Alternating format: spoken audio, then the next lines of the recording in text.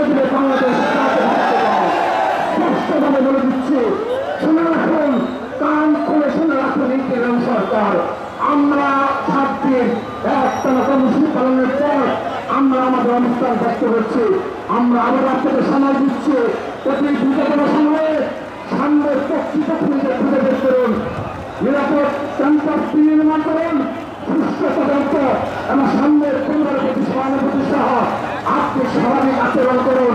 কোনো অস্বাভাবিক আচরণ করেন, আবারও বলে দিচ্ছি, পুরো বাংলাদেশ আমরা অচল করে দেব। সবাইকে আসল জায়গা শেষ করেছে। আমরা আজকে আশাবাদী হয়েছি, আমরা যদি আগামীতে কোনো বৃহৎ কর্মসূচিতে যাই, ছাত্র দলের সকল